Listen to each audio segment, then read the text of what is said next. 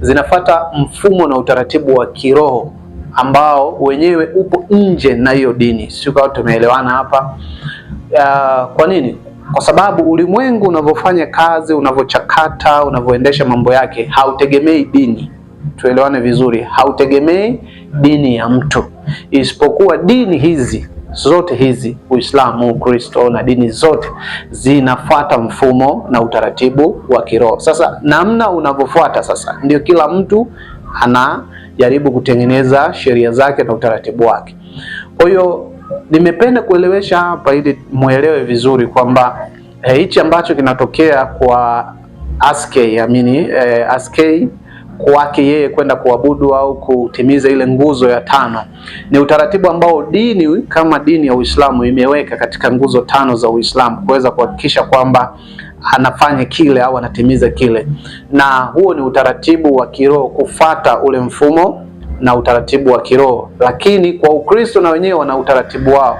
Ni sawasawa na kusema mpira kama mpira upo, tunacheza uwanjani wote, lakini kila timu ina utaratibu wake, ina fomati yake ya kucheza katika huo mpira au hiyo mechi au hiyo ligi.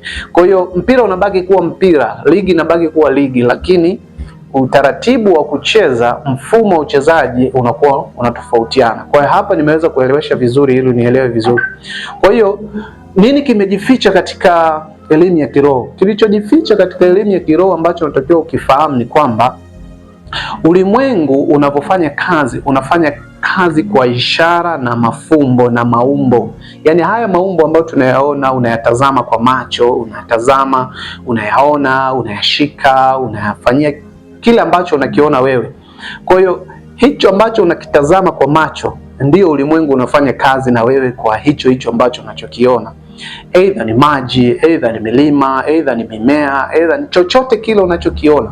Kwa unajifunza nini? Unajifunza kwamba kumbe ulimwengu unafanya kazi kutokana na maumbo na ishara ambazo unaziona kila wakati, kila siku, muda wote, isipokuwa kwa sababu akili za watu zimefungwa, wanashindwa kujua hivyo vitu ambavyo vimewazunguka au vitu ambavyo vimetuzunguka vinavyo nguvu za asili ambazo zina uwezo wa kutusaidia sisi kwa kufata kanuni na utaratibu ambao tayari upo. Sasa dini hizi zimeweka utaratibu. Kuna mahali ama kuna sehemu na kuna wakati au muda maalum ambao vimewekewa utaratibu, hivyo ili kuvifikia au kufanikiwa vinahitaji utaratibu. Ni sawa na hivyo ambavyo tumeona kwa upande wa Uislamu, utakwenda kutimiza nguzo 5, nguzo hiyo ya 5 ya Uislamu, kwenda kuhiji Maka, kwenda kushika au kufanya matukio ya pale, ni utaratibu wa muda ambao tayari ulishowekwa ndani ya mwezi wa Ramadhani, kwamba kuna muda fulani, kuna wakati fulani ukifanya kitu fulani kwa ishara fulani, kitu fulani kitatokea kwako au kitatokea kwenye maisha yako. Kwa hicho ndicho ninachokimaanisha. Hivyo alikadhalika kwa Ukristo. Ukristo nao wana utaratibu wao, wana namna yao. Hivyo kwa Wahindu wana utaratibu wao, wa Buddha hivyo. Kwa kila dini imefuata utaratibu ambao wao wamejiwekea wao. Kwa mfano tukiona RC wao wana ile mwezi wa majivu au mwezi wa mwezi wa Kwaresma. Tukiona katika Ukristo pia kuna mwezi wa Kwaresma. Kwa hiyo ukiangalia vizuri haya matukio na utaratibu, utaona kwamba kila dini inayo format ambayo inatengeneza taswira ya kufata ule utaratibu wa kiroho. Kwa utaratibu wa kiroho umejitegemea kabisa.